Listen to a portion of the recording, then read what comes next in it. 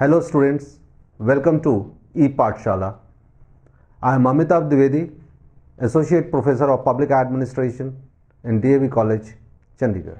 Finance Commission is considered to be very important in any federal setup. This is because of its crucial role in the devolution of funds, without which the whole idea of federalism will remain a distant dream. This is because finance is considered to be one of the main sources of any conflict, and if there is any ambiguity in the distribution of finances, there will always remain a possibility of conflict in center-state relationship.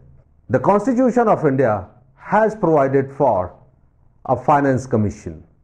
In the present discussion, we are going to discuss its composition, functions and role.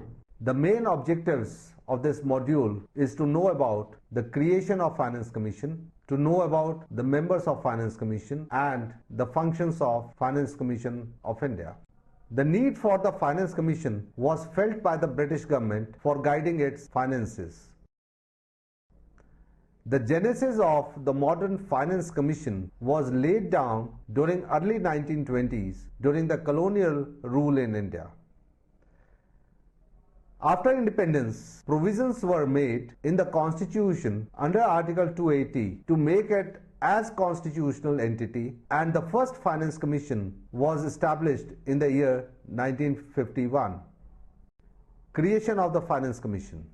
According to Article 280, Subclause 1 of the Constitution, the President shall, within 2 years from the commencement of this Constitution and thereafter at the expiration of every 5th year or at such earlier time as the President considers necessary, by order, constitute a Finance Commission which shall consist of a chairman and 4 other members to be appointed by the President. Accordingly, the Parliament enacted the Finance Commission Miscellaneous Provisions Act 1951 for the constitution of the Finance Commission. Qualification for the members of the Commission. Chairman. He shall be selected from amongst the persons who have had experience in public affairs. Apart from the chairman, there will be 4 other members who must possess one of the qualifications mentioned below. Number 1, have been judges or are qualified to be appointed as judges of a high court, or have special knowledge of the finances and accounts of the government, or have had wide experience in financial matters and in administration, or have special knowledge of economics. Other conditions of eligibility. Section 4 of the Act provides that President shall satisfy himself that the member will have no such financial or other interest as is likely to affect prejudicially to his function as a member of the Commission. This section also empowers the President to ask the member to furnish any such information which is necessary and is required for performing his duties entrusted under this section. Disqualifications. Besides this, the Parliament has made a provision to disqualify a person to be appointed as a member, and after being a member of the Commission, if he is of unsound mind, if he is an undischarged insolvent, if he has been convicted of an offence involving moral turpitude, if he has such financial or other interests as is likely to affect prejudicially his functions as a member of the Commission. Terms of office, service conditions of chairman and members. The chairman and the members are entitled to hold office as specified in the presidential order appointing him as chairman or member of the Commission. The chairman and the members are eligible for reappointment provided he may by letter addressed to the President resign his office. None of the chairmen has been reappointed so far. However, some of the members were reappointed as chairman or members of subsequent commissions. Further, the members appointed are either whole-time or part-time as specified in the orders of the President. Functions of the Commission. Article 280, subclause 3 envisages it shall be the duty of the Commission to make recommendations to the President as to the distribution between the Union and the states of the net proceeds of taxes which are to be or may be divided between them, and the allocation between the states of the respective share of such proceeds. The principles which should govern the grants in aid of the revenues of the states out of the Consolidated Fund of India. The measures needed to augment the Consolidated Fund of State to supplement the resources of the panchayats, municipalities in the state on the basis of recommendations made by the Finance Commission of the state. Any other matter referred to the Commission by the President in the interest of sound finance. Procedure and powers of the Commission. The Act provides that the Commission is endowed with all the powers of a civil court under Code of Civil Procedure 1908 in respect of the following matters. Number 1. Summoning and enforcing the attendance of witness. Number 2. Requiring the production of any document. And number 3. Requisitioning any public record from any court or office. The Commission is also empowered by the Act to require any person to furnish information on such points or matters as in the opinion of the Commission may be useful for or relevant to any matter under the consideration of the Commission. The jurisdiction of powers is whole of the territory of India. Terms of reference. The Finance Commission is constituted with specific terms of reference normally decided at the time of its appointment. But additional functions or matters may also be entrusted to it by the President, and that has been followed many times by the government. For example, the term of reference is for the 14th Finance Commission constituted on 2nd February 2013 in para 4 of the notification states, the Commission shall make recommendations as to the following matters, namely, the distribution between the Union and the states of the net proceeds of taxes which are to be or may be divided between them under Chapter 1, Part 12 of the Constitution, and the allocation between the states of the respective shares of such proceeds. The principles which should govern the grants in aid of the revenues of the states out of the Consolidated Fund of India, and the sums to be paid to the states which are in need of assistance by way of grants in aid of their revenues under Article 275 of the Constitution for purposes other than those specified in provisos to Clause 1 of that article. The measures needed to augment the Consolidated Fund of a state to supplement the resources of the panchayat and municipalities in the state on the basis of the recommendations made by the Finance Commission of the state. Role and working of the Finance Commission. Prepares a federal finance scheme. The Finance Commission prepares a federal finance scheme basically to serve two broad purposes. Number 1, augmenting the state's own limited resources from the surpluses of the Union, and number 2, to ensure the transfer of funds in such a manner so as to assist adequately the states with comparatively less capacity to raise resources.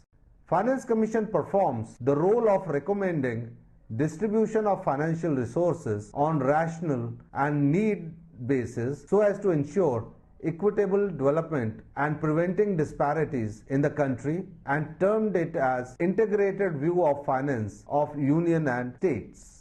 Steps in determining transfer of funds. The Commission follows the following steps in determining the transfer of funds or devolutions to be made from the divisible pool. First of all, the Finance Commission determines the size of devolutions based on broad consideration of needs of the states and available surpluses funds with the Union. Second, an assessment of the fair costs of revenue receipts and expenditure of the state is considered based on revenue resources of the previous year's level of taxation and their requirement of expenditure on revenue account. Third, a broad assessment of the shortfall in state's revenue resource is undertaken by the Commission. Fourth, the Commission determines how far this requirement should be covered by devolution of taxes and grants under Article 275.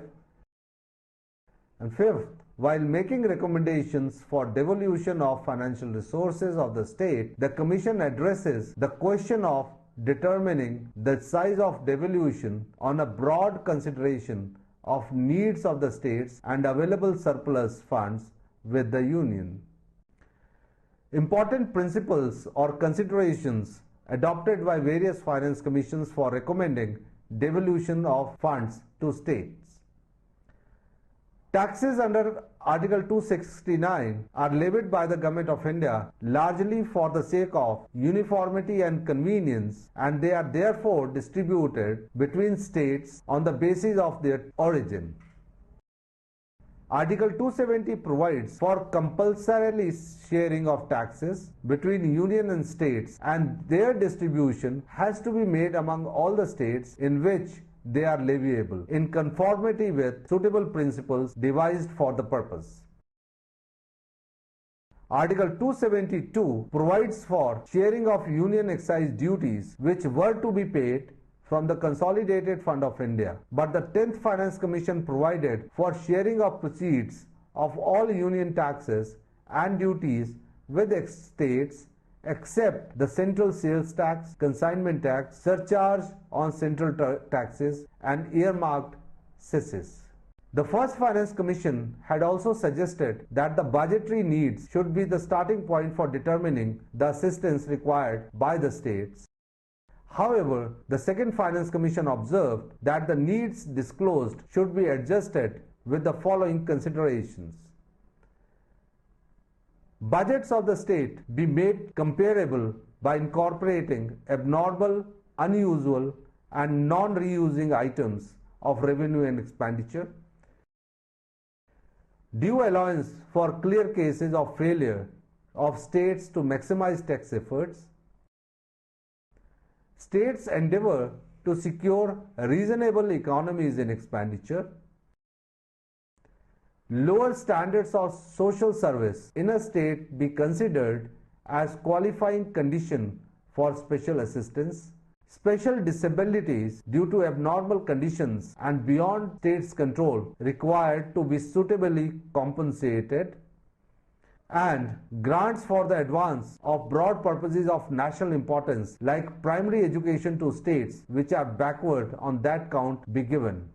In transferring resources from the center to the states, the Finance Commission have been largely guided by the consideration that in our vast country, people needs can be effectively attended to only by the agencies close to them and in the functioning of which they are fully involved. The quantum of physical transfer is assessed on the availability of resources and expenditure requirements of the center and the states, obviously on the basis of certain principles and norms. After deciding it, the Commission decides the vertical and horizontal devolution of taxes. The Finance Commission have adopted a normative approach, which means the assessment of resources available and expenditure commitments forecast by different government entities is undertaken. The estimate of overall resource envelope available to general government, which includes gross revenue receipts of the Government of India and state government, and the desired roadmap for fiscal consolidation is undertaken.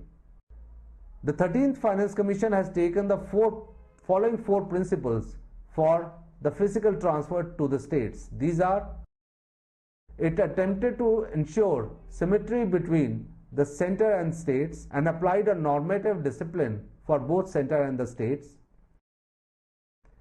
The Commission has accorded equal treatment in the sense that it has not accorded automatic priority to any level of government and concerned with equalization, not equity. In other words, the principle does not guarantee uniformity in public services across the country, but addresses the physical requirements of each jurisdiction to enable such uniformity. The public services rendered to citizens should not only have or address of the concern for uniformity, but also should have a definite level of predictability. It means that the fiscal transfer to the states should be made in such a way so that the said public services should not be negatively impacted by uncertainties and or vitalities regarding resource flows.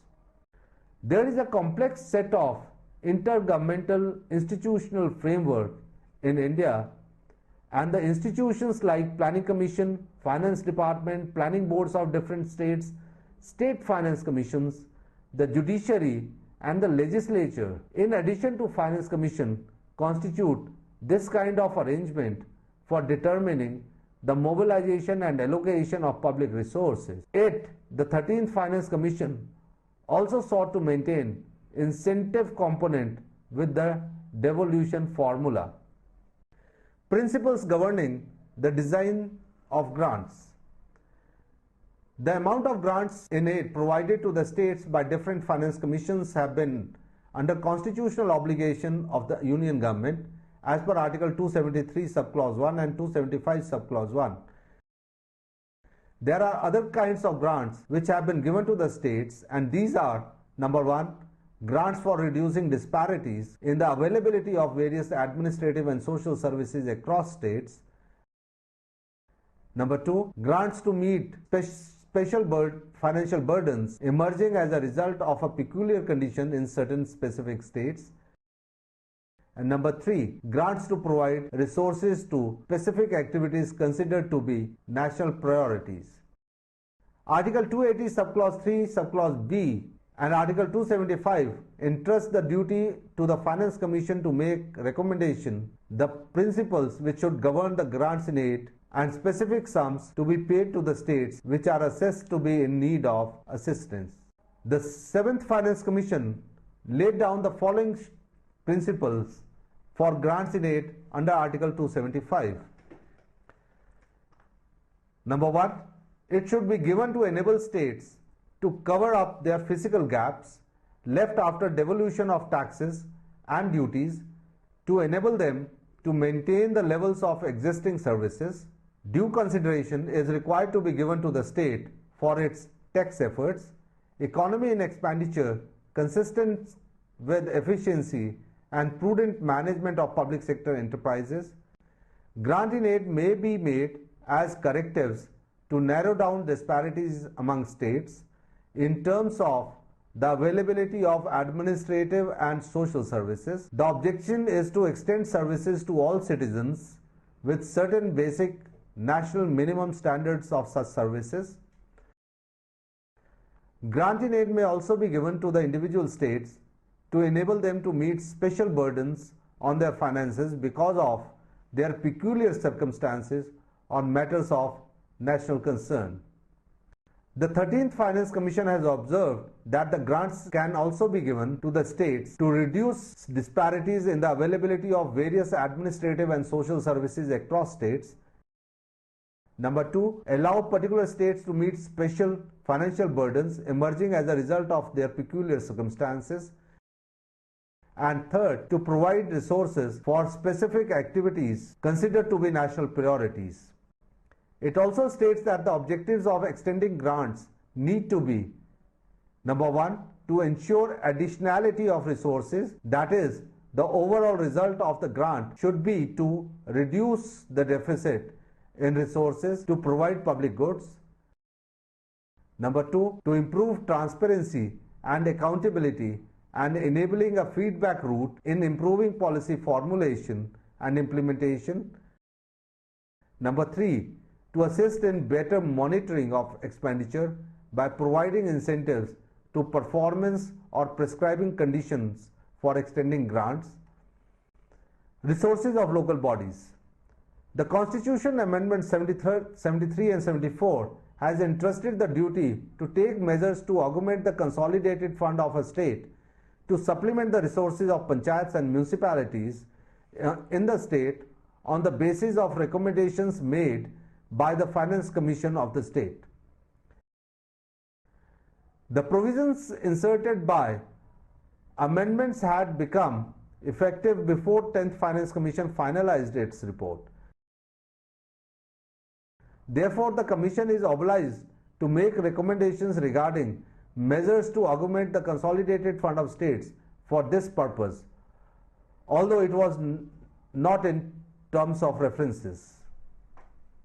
To conclude, we can say that Finance Commission of India is playing a very important and crucial role in the devolution of funds. However, its functioning is not free from criticism. The states, especially those ruled by parties other than the party in power at the center, are quite vocal in their criticism. They say that the Commission adopts a partial approach in the distribution of funds, not only between center and the states, but also between the states ruled by party in power at the center and the opposition parties. There is no denying the fact that there are certain ambiguities in the Commission. For example, many times a person of non-finance background is appointed as the chairperson, which is reflected in its report. So, it is suggested that there is a need to enlarge the functioning of the Commission by including all the transfers in its purview. Furthermore, it is also suggested that it should be made a permanent body so that it develops interlinkages with planning bodies, and also to enable it to carry out its own studies and to maintain operational continuity. Thank you.